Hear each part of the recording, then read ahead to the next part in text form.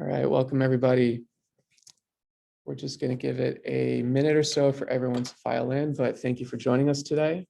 Really excited to have everyone here for the technical considerations panel for the Neuromod Prize. While everyone is filing in, encourage you just to say hello in the chat, introduce yourself, let us know where you're joining from, any organization that you're with, and if you want to share a little bit about your occupation. For example, whether you're a neuroscientist, biomedical engineer, clinician, or work in another field, love to have that information. And also, if there's any particular target or function that your intended solution is after, we would also love to hear more about that as well. And I'm joined today by three panelists from the NIH Spark team. We have Andrew Weitz, Felicia Cashew, and Tyler Best. So I will hand it over. We can start with Andrew. If you want to just say a couple words, introduce yourself, and then move over to Felicia and then Tyler. Yeah, hi everyone. Thanks for joining today. I'm Andrew Weitz. I'm a program officer at the NIBIB, which is the Engineering Institute at NIH, and manage the data and resource core for the Spark program. And Felicia. Hi, Felicia Cashew. I'm from the NIH Common Fund, and I'm the program manager for the Spark program. And Tyler. Thanks, Alex. Tyler Best. I'm the lead for this Neuromod Prize on the Spark program. I'm glad you all could make it today. Thanks everyone for joining in. I am Alex Leader. I work for Luminary Labs. Our company is the contractor working with NIH Spark on the Neuromod Prize. So we are really excited to share more about some of the technical details and considerations regarding this prize. So today I will start off by giving us a brief overview, just some of the things that we covered last time, some of the broad brushstrokes of the competition. But really the goal of today is to have a detailed discussion on a few different components and considerations regarding technical performance. This includes targeted neuromodulation, off-target effects, as well as the submissions themselves and the details around that, and several technical performance considerations regarding biomarkers and other operating parameters. So there's a lot to cover today. So we'll get through that with our three panelists, and then we'll open it up to the audience to share any questions that they have. I would also want to draw your attention to the Q&A feature. If you do have a question in the meantime, feel free to drop it in there. We encourage you to use that feature instead of the chat button, just because it's easier for us to record and register it. If we are having a discussion with the panelists about a particular topic and you have a follow-on question, we may be able to get to that and bring that up in the discussion in real time. If not, we can always address some of these questions at the very end. And if there are some really common questions that just don't get addressed today, we'll be able to put them on the site and share more detail about that in about a week. So as far as, yeah, thanks, Ben. As far as what we're covering today, this is what I mentioned, it's really four key topics: targeted neuromodulation, off-target effects and what it means to mitigate those, target performance considerations, how they should be incorporated into your submission, what kind of evidence is useful to really justify your meeting of the criteria, and then just additional considerations around the submissions themselves. And just as a reminder, we had an informational session about a month ago on February 7th. There's a lot of content that we covered during that session, including the scope of specific solutions, eligibility in general, what is the requirement to participate, and then a lot of details about the structure of the competition and the nature of the award. We're not going to be covering those today. We have a recording of that information session available on the Neuromod Prize website. So just note that if you do have any questions about eligibility and some of the more administrative concerns, that is answered in the recording itself. And it is also available on our FAQ section on the competition website. Next slide, please, Ben. Great. So just want to get us a quick grounding on what to or where we are with the Neuromod Prize and the general impetus for it. So as a quick refresher, this is a Spark initiative. So Tyler, let me know if I'm missing any key details, but I'll just gloss over this real quick. The NIH Spark program is an 8-year common fund program whose aim is to accelerate the development of therapies that precisely modulate electrical activity in nerves to improve organ function. The Spark program has resulted in 3 primary initiatives in recent years. There's Spark V, which is about mapping the vagus nerve, Spark O, which is making use of open source information, data, and resources, and then Spark X. And Spark X is the prize competition, in essence, the Neuromod Prize. So, which brings us to the impetus for the Neuromod Prize. There's a lot to discuss here, and this is something that we can, I would actually recommend listening in on the prior session to know a little bit more in detail.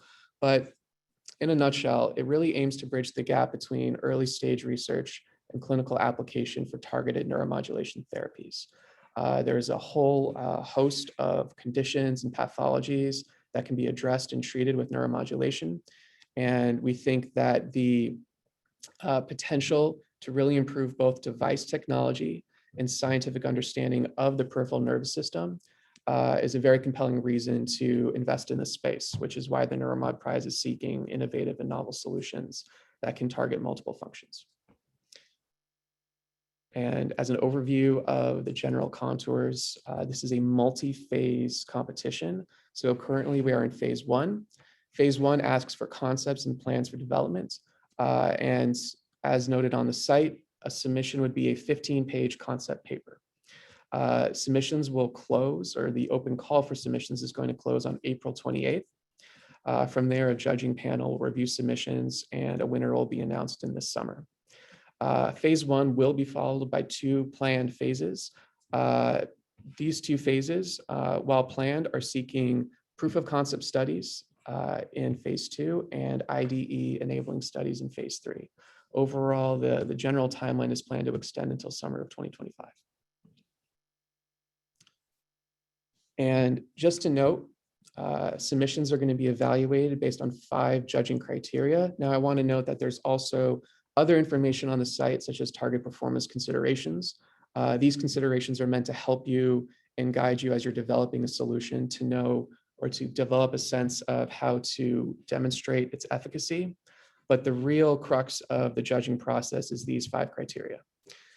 They are the target performance and off-target mitigation, technical readiness, scientific contribution, and clinical impact. And when it comes to these 5 criteria, we are really looking for solutions that can independently control and regulate different autonomic functions of the peripheral nervous system, while reducing and minimizing off-target effects. We are looking for solutions that could be ready for proof of concept studies come phase 2. And we are also looking for solutions that advance the field of neuromodulation by contributing and adding to our scientific understanding of these functions and how the peripheral nervous system works. And then last but not least, but also just making sure that they have tangible patient impact that can address pressing needs. And then where we are within the timeline, we had our virtual information session last month, right after or shortly after submissions, or we opened up our call for submissions on January 18th. So today is our technical considerations panel. And as I mentioned before, the deadline to accept submissions will be on April 20th of this year, followed by a judging period and a winner this summer, likely in late June. So I will stop there from the structured presentation and proceed to our first topic for today, which is targeted neuromodulation. There's a couple things to note when it comes to targeted neuromodulation. Really, when it comes to the solution needs, we are seeking solutions that are tunable, accurate, and precise. And our panelists will go over that in more detail in just a bit. These solutions should be capable of completing IDE enabling studies by 2025, or in essence, the end of phase 3. We really want solutions that can address therapeutic needs and ones that really enhance and add to the existing field of treatments. So I'll stop there and open it up to our first question for our panelists. So for whoever wants to take this first, could you ground us a little bit in just defining targeted neuromodulation and what makes it so important? Sure, thanks, Alex. We define neuromodulation as the application of energy or an energy source to the nervous tissue that results in a change in nervous tissue activity. We think that targeted neuromodulation is where that change in nerve activity leads to the desired desired outcome. And in regards to this Neuromod Prize, that change in outcome would be an autonomic function. And the targeted part is aimed at limiting any sort of off-target or undesirable consequences of that change in autonomic function and change in neural activity. Right. And just regarding some of its importance, I know that it has potential to treat a lot of conditions, but it'd be great if you could elaborate on why this is so critical. You know, there's been a lot of promise and a lot of failure in regard to neuromodulation, but I think the promise potentially has the potential to outweigh the failures. You know, a lot of diseases and treatments are using pharmaceuticals or, you know, chemical approaches that are essentially washing the entire body, the entire system in that compound over a prolonged period of time. The neuromodulation in theory has much more temporal and spatial precision that could overcome those so-called off-target effects that pharmaceuticals have. You know, you can argue that the pharmaceuticals are targeting certain receptors and receptor subtypes and so on and so forth. That's certainly true. We just, you know, there's need and information out there that neuromodulation has the potential to facilitate and enhance those effects that pharmaceuticals just can't do. Mm-hmm. I don't know if Felicia or Andrew want to add to that. Oh, sounds good. Nothing bad. Yeah, and as far as the Neuromod Prize goes, you know, we consider it to be addressing some of the difficulties and challenges in this space. Wondering if you want to elaborate a little bit on how the Neuromod Prize addresses the difficulty that we're currently encountering in neuromodulation. Yeah, because the Neuromod, we're asking for the Neuromod Prize to target more than one function, so 2 or more or multiple autonomic functions. We see that as a strategy to really try to narrow things down. If you're targeting and going after more than one function, you're potentially offsetting any sort of off-target or side effects that are undesired. It's a way to, in our minds, to accelerate that targeting, and the targeting of the neuromodulation prize in general would drive that reduction in off-target effects in theory. Mm-hmm. Felicia or Andrew, you can add. I mean, I would say a lot of the therapeutics out there already, the neuromodulation therapies for the autonomic nervous system are of course targeting a single function, but oftentimes while kind of ignoring what else is going on in other parts of the body. So we see several people and companies going after vagus nerve as a target and saying, you know, we can treat this by stimulating the vagus nerve, and this could be, you know, obesity, it could be depression, it could be epilepsy, it could be heart disease, and oftentimes people who are investigating those different solutions for those different conditions are only thinking about that condition without thinking about, well, what's going on in the lungs. And so that's really what we're after here, is to try and get a kind of a larger grasp on how we can control a targeted function, while at the same time monitoring other functions and being able to make sure we're not getting those unintended off-target effects. Mm-hmm. And regarding the discussion about multiple target functions, I want to note, there's a lot of advantages to what mitigating off-target effects and targeting multiple functions can produce. But there's also some possibilities out there that might not really align with the goals of this prize. Be great if you could just elaborate a little bit on what we consider to be outside the scope of the Neuromod Prize, given the volume of questions that we've had about this. Yeah, because the prize is about neuromodulation that results in change of autonomic function. So by definition, autonomic, you can take whatever definitions you've got of that and expand it, but in our minds, it's something that is automated or outside of voluntary control. And so that being said, anything with voluntary control, somatic, skeletal, muscular, etc., would be outside of the scope of this prize.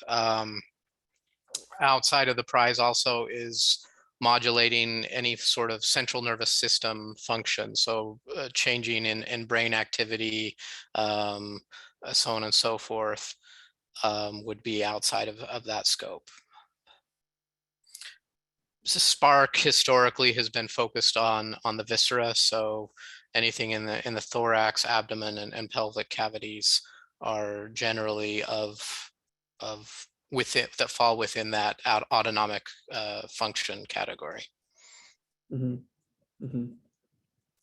Yeah, that's good to note, Tyler. And also just want to note that as far as some of the examples we're discussing today, just want to make sure that, it's clear for the audience that today's discussion is really about providing context and detail. So if we do provide any examples with regards to specific anatomical sites or target functions, those are examples and they're not supposed to be taken as prescriptive guidance necessarily. Yeah, and just to round us out with this discussion, if there's any other advantages to targeting multiple functions that you want to touch on, as far as what that ask is going to do to advance the field of neuromodulation, we'd love to hear that.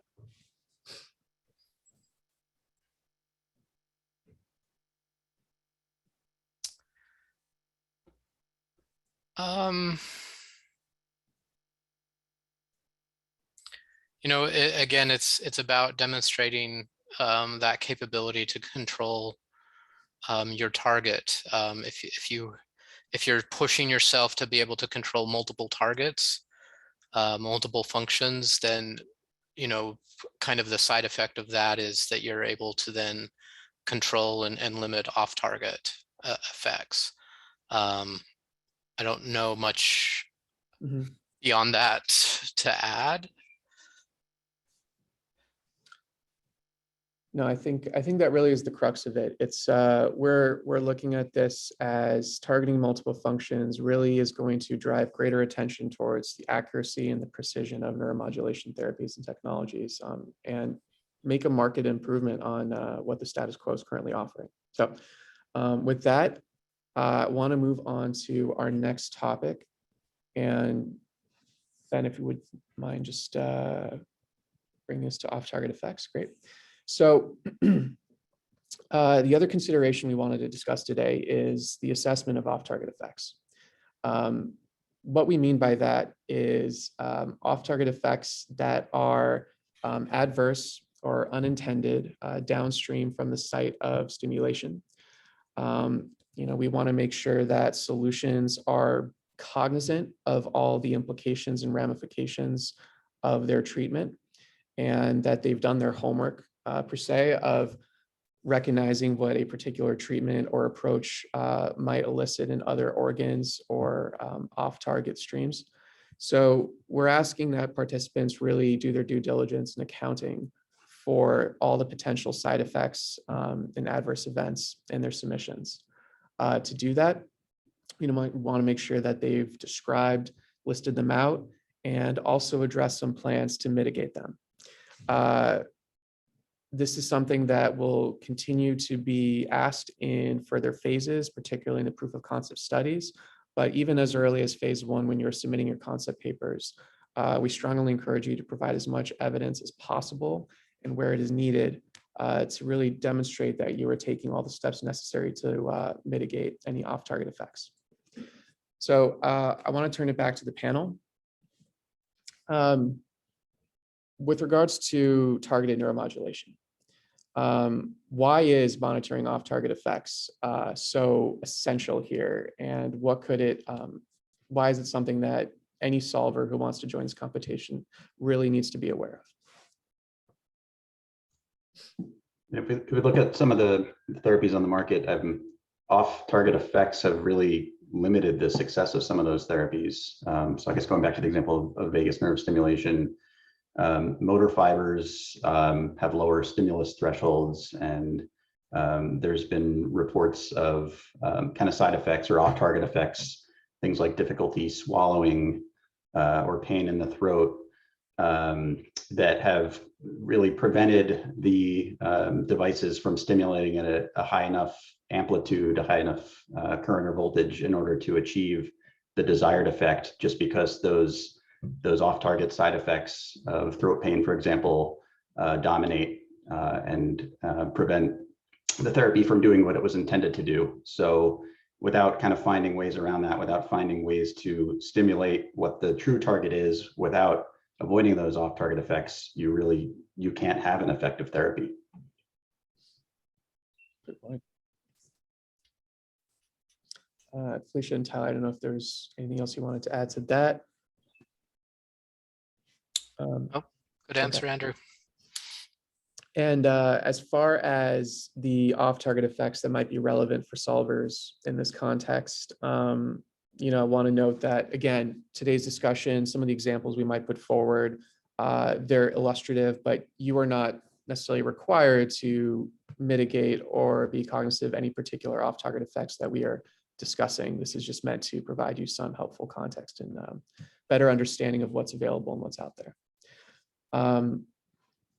But to the extent, though, that there are some off-target effects that might be particularly relevant for solvers, Tyler, would you or Felicia want to just go into a little more detail about which ones solvers should be cognizant of? Yeah, I mean, off-target effects should be relevant to the target site. So, for example, if you're targeting the vagus nerve in your solution, you'll probably want to be looking at things like heart rate and cardiac and respiratory related functions. The more clinically relevant, those off-target effects would be important to consider as well. Mm-hmm. Yeah, and if your target solution is targeting a pudendal nerve that's impacting the lower urinary tract, then cardiac or cardiorespiratory effects are going to be not immediately impacted by your neuromodulation strategy. I mean, there's potential downstream effects of blood pressure and so on and so forth, but those are very much downstream. We're primarily focused on kind of those immediate primary off-target effects that are regulated by your nerve target of choice. And we also want to make note that if there aren't any major or severe effects, consequences of your solution target of choice, that's not a criticism of your solution. If you have a solution that can target a nerve that really doesn't have a lot of off-target effects, that's a great solution, and we'd like to hear about it. Just acknowledge and explain why your solution doesn't really have many or severe or relevant, a lot of off-target effects. Mhm. Well said. Great. So I think that really covers it for the off-target considerations. And again, if there's anything that anyone attending wants to ask a little further about, we can bring that up in the live Q&A after this next couple of topics.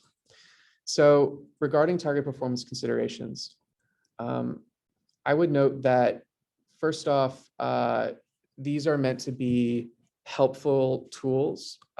You'll note them on the site, and I believe we're dropping the link in the chat here. These are not necessarily how a solution is being evaluated. I want to point to the judging criteria is the main source of truth for how a solution will be evaluated. But the target performance considerations are really meant to help anyone submitting a concept here make sure that they're demonstrating its efficacy in a way that can justify the judging criteria. So for example, starting with the operating parameters, we are really looking for solutions that have tunability with both the stimulation parameters, for example, pulse width, frequencies, and other protocols. We want solutions to be accurate in terms of where they are targeting and the effect that they are eliciting in terms of the target function. And general accepted standards of error are really what we're looking for here. And then as far as precision goes, we want to make sure that there's consistency with the approach, and an approach that can demonstrate effectiveness will do so consistently with a strong level of precision. Other target performance considerations that you'll note on the website are regard biomarkers. So for example, we are looking for solutions to demonstrate both the efficacy of the target function that they're affecting, but also demonstrate that they're not causing off-target effects. And we're asking them to do those two judging criteria components through biomarkers. So for example, a solver may want to describe in detail specific biomarkers that are measured to really prove that a stimulation is delivering the outcome that it wants.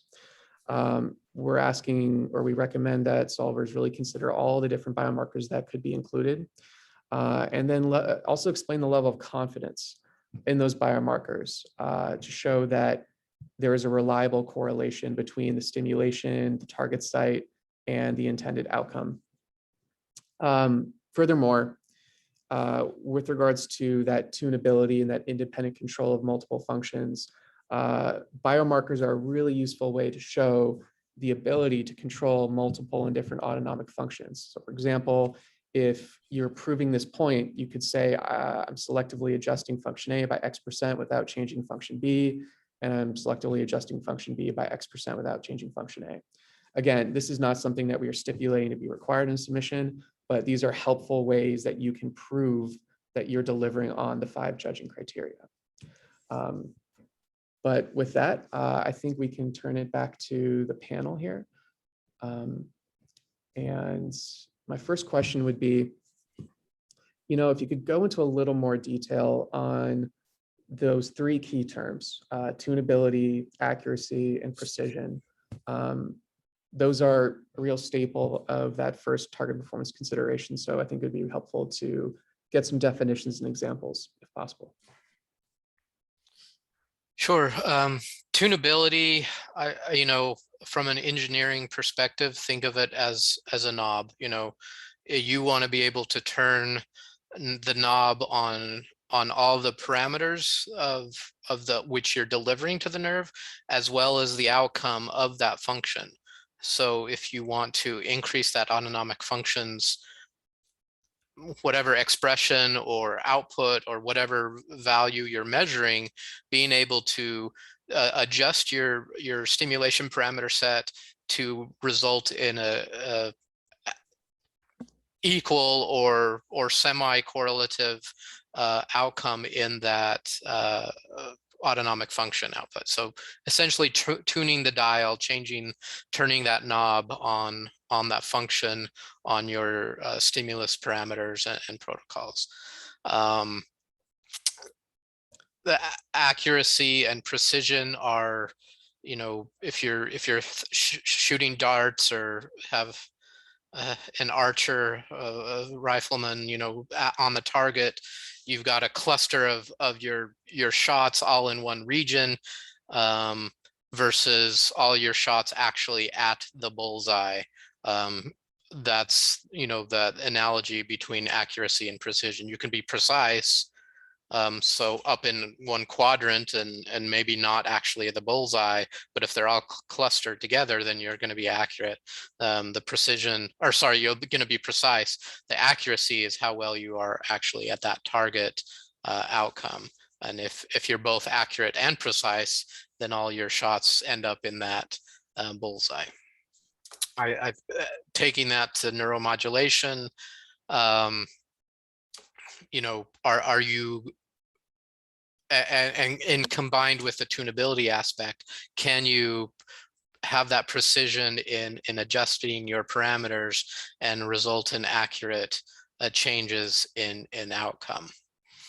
They all kind of go hand in hand in the neuromodulation realm, at least in our minds.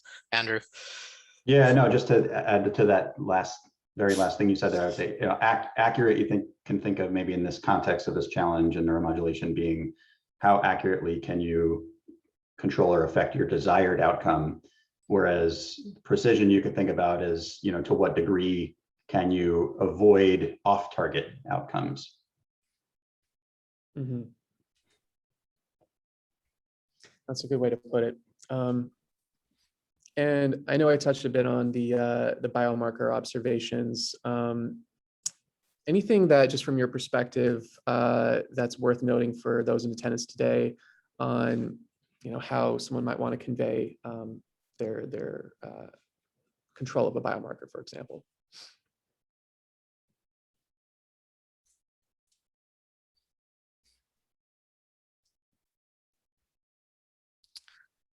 I think just remember and justify that your biomarker of choice, whether it's a chemical biomarker, a molecular biomarker, metabolite, et cetera, or a physiological parameter that you're measuring in real time, the connectivity of your nerve target to that biomarker, needs to be fairly direct. The earlier example of targeting the pudendal nerve, which innervates the lower urinary tract, you're not going to be, a biomarker of cardiac heart rate isn't as immediate or direct a biomarker for pudendal nerve activity. So making sure that the anatomical connections between those two are relevant is going to be important, and justifying that in your solution will be important for judgment, for the judges. Sorry. Mm-hmm. And also want to note, we've had questions about fidelity and clinical maturity. Are there any types of studies that target performance considerations must be applied to? For example, small animal versus large animal versus first in human? At this stage, no, we don't have any requirements for that. Just that in this paper, written concept paper stage, the solution you describe needs to be ready to demonstrate or enable, not actually do IDE studies, although that would be great, but drive towards producing IDE enabling studies that would enable an IDE in the future. Mm-hmm. Mm-hmm. I think we put 2025 as that's right. Right date for that. 2025, you're right. And then as far as future phases go, though, should solvers be keeping in mind what's down the road in terms of what might be asked of them in phases 2 and 3? Certainly, we want all those that are selected as winners during this first phase, during the written concept paper phase. We anticipate that in planned future phases, they would be eligible for later phases of the challenge, whereas we anticipate those that don't win, so to speak, this concept paper stage would not be eligible for future phases. Mhm, mhm. Yeah, And in those future phases, we can expect, I guess it depends on kind of who gets through to that. So maybe, all 8 winners from the first round were proposing small animal studies. So that might inform that how we'd like to approach phase 2 and later phase 3. So it really depends on what comes in, whether the future phases would have a focus on small animal, large animal, or even potentially human. Mhm. But again, think translation, think ID enabling by 2025, and what evidence do you need to generate to get there? Sounds good. And again, just to wrap this up on what we mean by target performance considerations, these are not necessarily the 5 judging criteria, but they are helpful tools to really make sure that if you pay attention to these are guidelines these are helpful starting points to really justify how you're meeting the 5 judging criteria. And a successful solution is going to likely demonstrate that it meets the criteria using biomarkers, using a demonstration of tunability, accuracy, and precision. Great. So I want to turn to our final section to cover before we move over to audience Q&A. And last thing we'll cover today is just some more details about the submission requirements. I want to really just reiterate some of the key components of a successful submission. We break this down into four categories. So a solution or a solver doesn't necessarily need to adhere specifically to this structure or order. Concept papers can address and respond to the submission form in any way that is effective and really demonstrates how they're meeting the judging criteria. But we find these are 4 strong pillars of a successful solution. So 1, therapeutic approach, really detailing that proposed solution's methodology for targeting and modulating autonomic functions of the peripheral nervous system. Performance, describing how that solution would be capable of achieving the targets outlined in the prior target performance considerations, and using any applicable evidence it's able to provide. So for example, you could describe any potential off-target effects or adverse events associated with your solution, and then really go into detail on your plans for mitigating them. Overall, I think a strong solution will detail how it aims to monitor and evaluate performance outcomes with a mind towards proof of concept studies. Regarding impact, this is something where the solution may want to be considerate of all the different applications that are out there, really looking at the specific conditions and pathologies that it might treat, and go into detail on the benefits to patients and clinicians, both patients and clinicians. In addition, impact could cover how a solution really identifies its way that it advances scientific understanding of neuromodulation. And it describes how any findings and outcomes from this therapy or this approach could really move the needle on what's out there. And finally, the 4th thing to consider in a submission is plans for development. Strong submissions will describe the current state of clinical maturity and development of the solution, their therapy, their approach, and also provide a plan for how to take it from the concept paper stage to eventually proof of concept stage. This is going to be something that is asked in later phases of the competition, but we always encourage those to be thinking of and mindful of what might be asked of them in phases 2 and 3. And just remember that a submission really doesn't cover just the technology and device. It really would cover the approach and the therapeutic application of what's being proposed. As far as just some logistical details go, we have a submission form available on the competition website. When you visit the homepage, you will see Submit in the upper right-hand corner. That will walk you through every step and consideration you need to deliver a complete solution. But just note that in essence, submissions are looking for 15-page concept papers that really summarize how an approach can independently regulate multiple functions or multiple autonomic functions of the peripheral nervous system. And some of the questions that we've received, I just want to touch on those before I open it back up to our panelists. So just a few things to note. We've had multiple folks ask us if they need to be, their solutions need to be translatable for immediate or near-term in human use. What we would argue is that you should always be considering the pathway to FDA approval. But as Andrew mentioned before, we're not requiring a specific type of trial or data point. There is no specific clinical maturity required of the solution in terms of the type of animal or the data that's being produced. Some others have asked if a detailed budget for future phases needs to be included and whether that budget will affect scoring.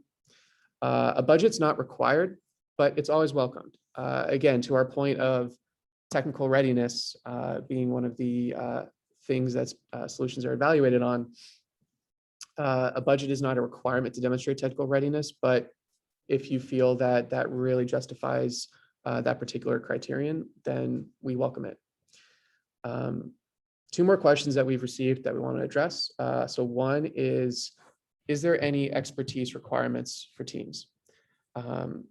The short answer to that is no. There's no specific requirements around expertise that a team must have. However, we believe that strong multidisciplinary teams should be able to account for all aspects of the road to clinical translation, from early development to commercialization. And to note, the solver community is available to those who want to potentially team up with others if they feel that they might be lacking a particular domain expertise. You can access that on the competition website. There is on the top right a menu. One of the items in that menu is resources, and the resources will drop down and you can see a link to the solver community. That is a Google form that you can fill out, and with your name, contact information, and some other relevant information about you and your experience.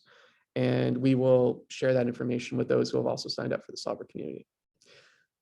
Finally, a question that we've gotten a lot is if one solution with multiple treatments should be separated into submissions for each treatment. What we would say to this is only distinct solutions should be submitted separately. Multiple treatment opportunities can be all rolled into that same submission. And that goes back to, we are looking for approaches that can independently target multiple functions. So if you have multiple treatment opportunities as part of that, we encourage you to bring that all together in a submission. So that concludes just our prepared remarks and the initial topics we wanted to cover today. But I did want to open it up to some of the questions that we've been receiving in the chat and the Q&A feature. So for our panelists, I noticed that off-target effects are defined, we received a question that says that off-target effects are defined as those limited to seconds to minutes after stimulation. Is there any limitation around there, or is that just, an example for how long someone might consider monitoring their approach? Yeah, there's no specific requirement in the specified duration for a biomarker. We just want to see, reasonable justification for a correlation of the biomarker, the change in the biomarker with the stimulation of the specific target. Mm-hmm. So some change that happens days later would be, I think, in my opinion, hard to justify as being related to a stimulation. But solvers should take that into consideration when writing up their concepts.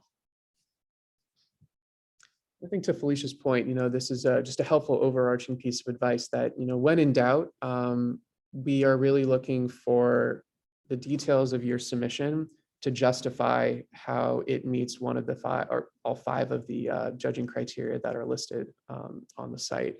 If you think it really demonstrates a successful addressing of that criterion, you're welcome to include it. Something else, I believe Felicia might have answered this in the chat, but I just want to make it available to everybody. We had a question asking if two functions of the same organ are within scope of this competition. So Felicia, I'll let you just clarify that. Yeah, so we're open to looking at concepts that involve multiple targets. But the greater number of targets that you are studying, the greater number of off-target effects you may have. So it may challenge and complicate your specificity and selectivity of your approach. But again, if you can justify that, provide some rationale, that would be considered. If I may add, also maybe a different view is up regulation or down regulation or whatever the terminology is for that autonomic function. It's just on that same dial. You're just turning it up to 11 or down to 0, but it's still that same knob, that same dial. And so it's not necessarily a separate function. Mm-hmm. No, thank you for that clarification, Tyler.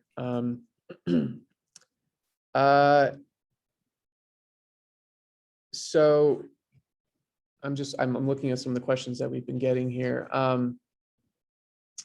Could you maybe clarify a little bit about what we mean by IDE enabling studies? For instance, is there any specific guidance around preclinical large animal safety and efficacy?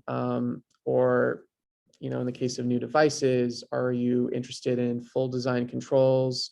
Is there additional regulatory considerations? Any additional clarity and guidance around IDE enabling studies would be much appreciated.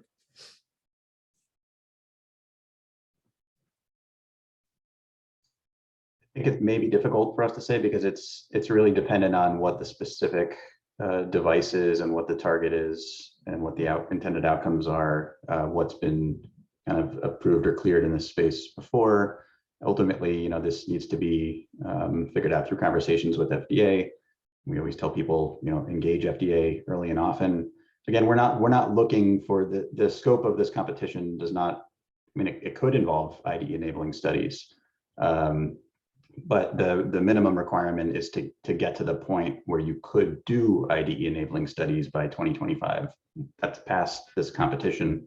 So whatever those studies are, by the time you got to 2025, assuming that was your target date, should be in having conversations with FDA by then to figure out what are their requirements, what data do they need to see in order to for you to submit an IDE application that they would accept. Mm-hmm. Yeah, that's well stated, Andrew. And just as a quick follow-up, so phase 3, just want to emphasize this if we didn't touch on it before, is really only open to winners of phase 2, and similarly phase 2 is only open to winners of phase 1. So if you wish to participate or hope to participate in these later phases, you will need to submit a winning solution for phase 1. So want to encourage participation in this phase. And then just regarding the value of the phase 1 prize, we had a couple questions about that. The prize pool or the planned prize pool is $800,000.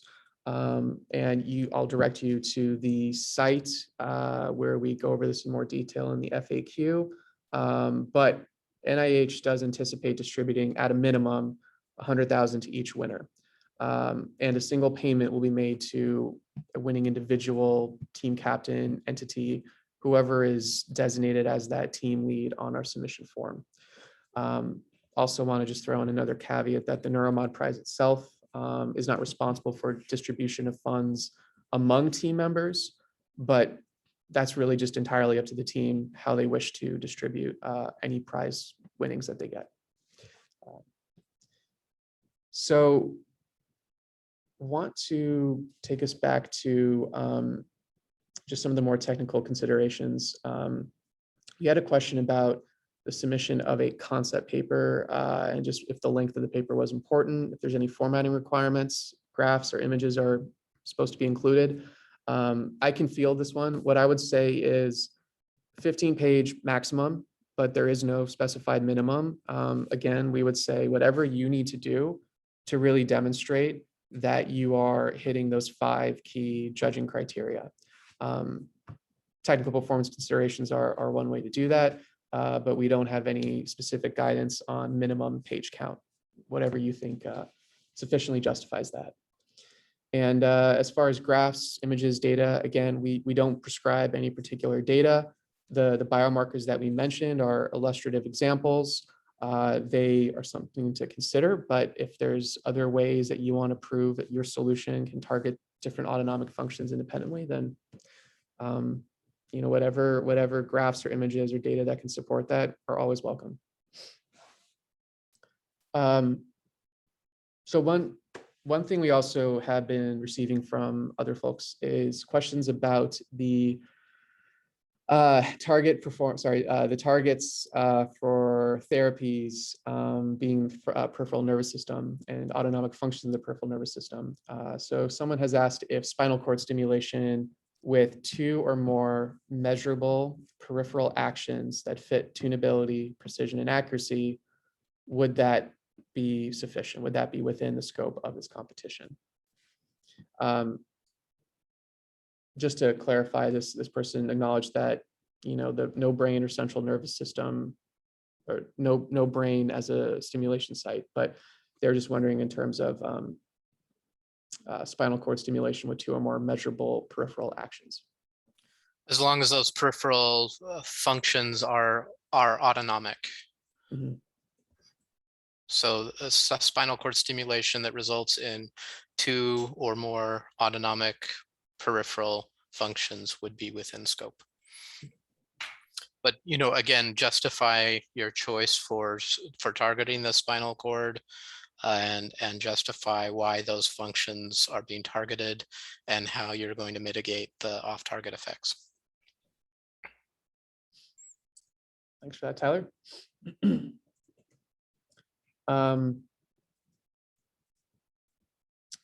Just looking at some of the questions that we've seen come in.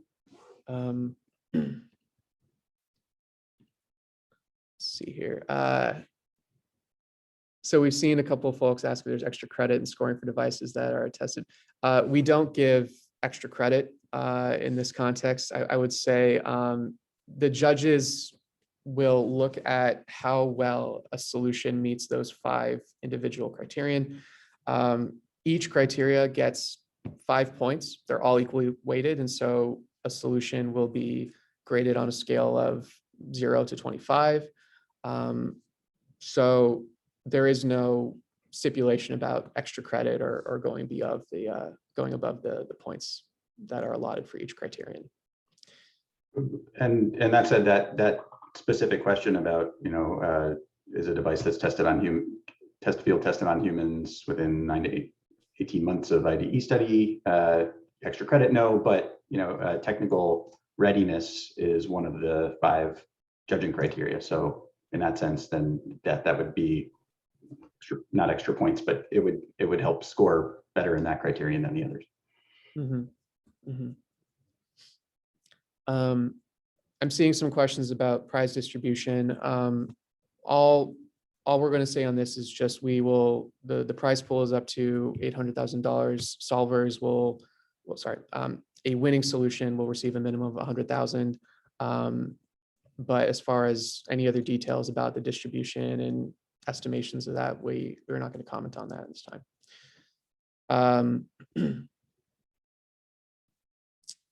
And I see one question here. Just someone had asked an example of an off-target effect. For example, in the case of vagal nerve stimulation. I want to just reemphasize that this discussion would just be illustrative examples. So, whatever the panel wants to suggest here is not a requirement. You do not have to include this off-target effect, but would love to open it up to Andrew, Felicia, and Tyler if you have any helpful examples of what off-target effects from vagal nerve stimulation might involve.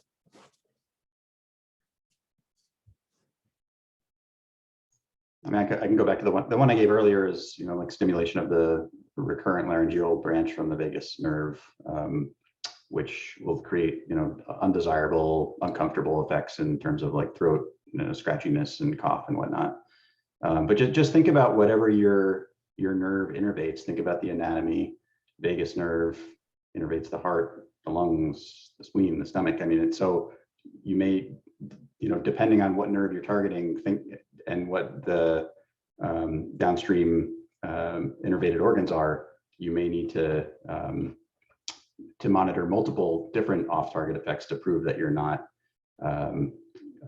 stimulating off-target effects. Whereas if your nerve target is much closer to the organ, like the pudendal nerve, pelvic nerve, then you would just kind of by definition of the anatomy have fewer off-target effects to monitor. Thanks, Andrew. So I recognize we're getting close to our allotted time here. So we see a question here about budgets, including the concept paper. I know I just touched on this before, but I'll emphasize that we are not going to require you to include a budget. And that is just up to the team or the individual solver on how they think that best justifies that respective criterion, which I believe would be maybe technical readiness in this case. Whatever you think you need to include to hit that criterion, you are welcome to include it, but we don't stipulate anything like budget specifically.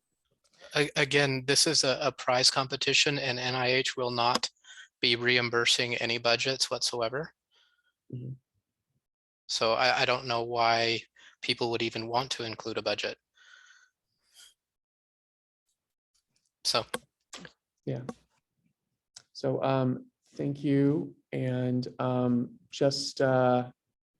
I think at this point, I want to just take us back to the slides real quick. Ben, would you mind just pulling up the screen? I want to touch on one slide before we call it a day.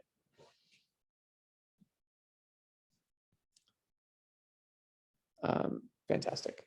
So for those who are interested in participating, you can find this on the competition website, but there are 4 steps we just want to emphasize here. We recommend first registering your team. You can set up an account, and there's a way to do that if you go to submit at the upper right-hand corner.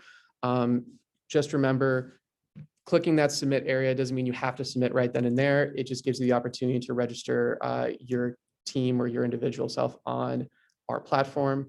And then once you're registered, we really strongly encourage you to read the details, go through the site, make sure everything it makes sense to you. You're more than welcome to reach out to hello@neuromodprize.com if you do have any follow-on questions. But quite a bit has already been answered in the past webinar, as well as our FAQ. There's a lot of resources out there that could help you develop a successful and strong solution. So we encourage you to visit our resource hub. And then finally, by April 28th, that's our deadline. Enter your submission, and that's all it takes for phase 1. So thanks again for our 3 panelists for joining us today. I want to note that this webinar has been recorded, so it will be available on the competition website if you do need to check on anything that we've discussed. And we will also make sure that we've gone through all the questions that were asked. And if we find that there's anything that needs additional clarification, we will answer that question in writing on the competition website. So I want us to say thanks again to Andrew, Felicia, and Tyler, and good luck to everybody. Thank you. Thanks, all. You're on. Take care.